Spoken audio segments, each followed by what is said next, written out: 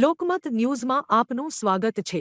બરોડા ડેરીની ચૂંટણી 18મી માર્ચના રોજ યોજાનાર છે, જેને લઈ સમગ્ર ચૂંટણી પ્રક્રિયા હવે ગતિમાન બની છે। ઉમેદવારોએ પોતાના ઝોનમાંથી ફોર્મ ભર્યા બાદ આજે ફોર્મ ચકાસણીનો મહત્વનો તબક્કો પૂર્ણ થયો હતો। ઝોન નંબર 13માંથી જી.બી. સોલંકી બિનહરીફ છે, કારણ કે તેમની સામે કોઈ ઉમેદવાર નોંધાયો નથી। તેમ છતાં નિયમ અને પ્રક્રિયા મુજબ તેઓ આજે ફોર્મ ચકાસણી માટે હાજર રહ્યા હતા અને પોતાના દસ્તાવેજોની ચકાસણી કરાવી હતી। તેમણે જણાવ્યું હતું કે છેલ્લા 7 વખતથી ચૂંટણી પ્રક્રિયા ફોર્મ ચકાસણી સહિત તમામ તબક્કામાં ખૂબ જ સિસ્ટમેટિક રીતે પૂર્ણ થઈ રહી છે। ચૂંટણી અધિકારી અને તેમની ટીમની કામગીરીને તેમણે પ્રશંસનીય ગણાવી અને સંતોષ વ્યક્ત કર્યો હતો। વધુમાં તેમણે જણાવ્યું કે કાયદેસર રીતે 7મી તારીખ પછી જ બિનહરીફ જાહેર થશે। હાલ તેઓ માત્ર પ્રક્રિયાનો ભાગ રૂપે હાજર રહ્યા છે।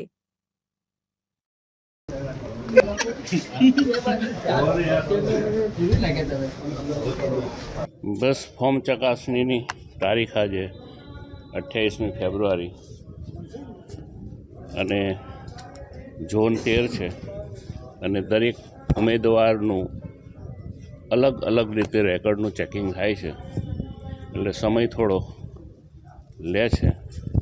પણ એક વાતનો આજે આનંદ અમે સૌ ઉમેદવારો વ્યક્ત કરીએ કે આ મારી 7મી ચૂંટણી છે, પણ અત્યાર સુધીમાં પહેલીવાર કોઈ ચૂંટણી અધિકારી આટલું સિસ્ટમેટિક ફોર્મની ચકાસણી કરી રહ્યા છે।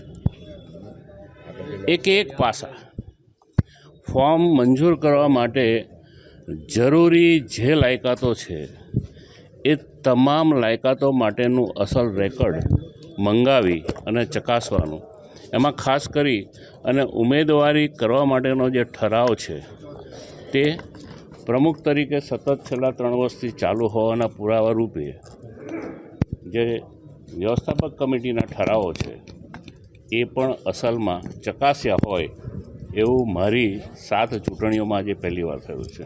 એટલે સૌથી પહેલાં તો ચૂંટણીના કામે લાગેલું આ જે તંત્ર છે એમાં ખાસ કરી અને ચૂંટણી અધિકારી આસિસ્ટન્ટ કલેક્ટર મેડમ જે પદ્ધતિથી કામ કરે છે અને એમની સાથેના જે અધિકારીઓ જે ઝીણવટથી જુએ છે એ ખરેખર પ્રશંસાને પાત્ર છે।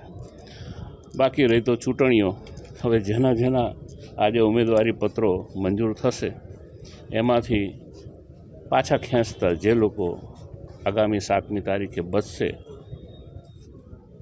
ત્યાર પછી ચૂંટણીનો જંગ જામશે, ત્યાં સુધી રાહ જોવાની રહી। બાબુ, બિનહરીફ થાવ એવી શક્યતાઓ 99.99% ફાઇનલ છો આપ બિનહરીફ, શું કહેશો? બિનહરીફ કાયદેસર રીતે તો હું 7મી તારીખે જ ચૂંટાઈ શકું। આજે તેવું થાય કે પ્રક્રિયાના એક ભાગરૂપે મારા ફોર્મની ચકાસણી હતી અને ચકાસણીમાં મેં હાજરી આપી છે અને અધિકારીએ માંગેલા તમામ પુરાવાઓ રજૂ કર્યા છે।